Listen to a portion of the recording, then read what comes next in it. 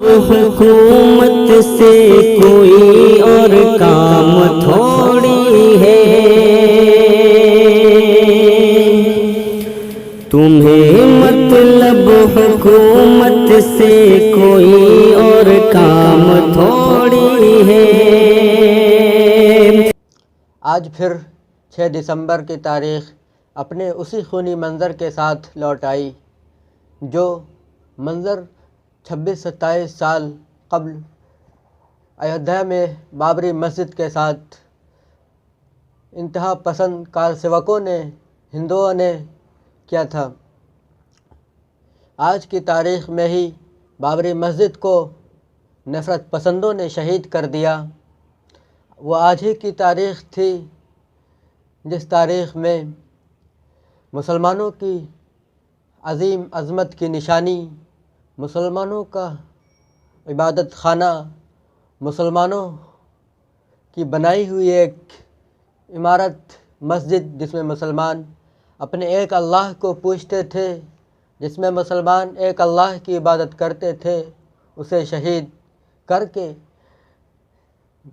نفرت پسندوں نے رام مندر بنانے کی تحریک چلائی۔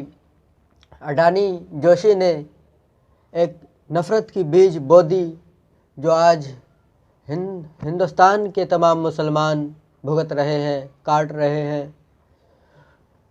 وہ 22 اور 23 دسمبر کی درمیانی شب تھی، جس میں ضلع مجسٹریٹ نے رام مندر کے لیے بابری مسجد کے اندر مورتیاں رکھوانے کی اجازت دی۔ وہ پنڈت جواہر لال نہرو کی سرکار تھی جس میں اس گھناؤنے فعل کو انجام دیا گیا۔ وہ راجیو گاندھی کی سرکار تھی جس میں مسجد سے فقط 200 فٹ کی دوری پر رام مندر تعمیر کرنے کا سلسلہ شروع کیا گیا، اور آج ہم وہ دن دیکھ رہے ہیں کہ رام مندر بن کر تیار ہے، اور مسلمان ہاتھ ملتے رہ گئے۔ انہیں عدالت میں شکست ہوئی، انہیں میڈیا نے دبایا، انہیں سرکاروں نے دبایا، انہیں نفرت کے دیوتاؤں نے دبایا، اور مسلمان دب گئے۔ مسلمانوں نے ہمت ہار کر یہ فیصلہ کیا کہ انشاءاللہ قیامت تک ضرور بابری مسجد دوبارہ اسی مقام پر قائم ہوگی۔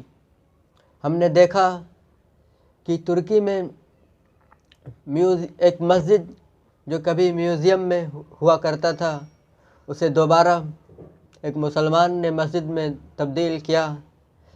آذربائیجان کی وہ زمین جسے بعضوں نے ہڑپ کر وہاں پر سوروں کے بیٹھنے کی جگہ بنا دی،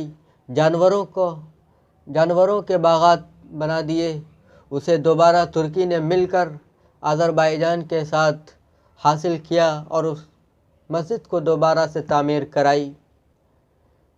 ناظرین، یہ تاریخ یوں ہی آ کر چلی نہیں جاتی ہے، بلکہ تاریخ ایک ورق پر لوگوں کے ذہن میں، کتابوں میں نقش ہو جاتی ہے، اور آئندہ کے لوگ اسی تاریخ کی روشنی میں اپنے کارواں کو آگے بڑھاتے ہیں۔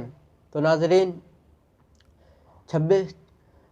6 دسمبر کی تاریخ ہم سب بخوبی جانتے ہیں کہ آج سے 26 سال پہلے ہمارے ساتھ کیا کیا گیا، ہمارے ساتھ کیسی بھید بھاؤ کی دیوار کھڑی کی گئی، اور ہم سیکولرزم کے نام پر، سیکولرزم کے خاطر تمام چیزوں کو برداشت کرتے رہے۔ لیکن اب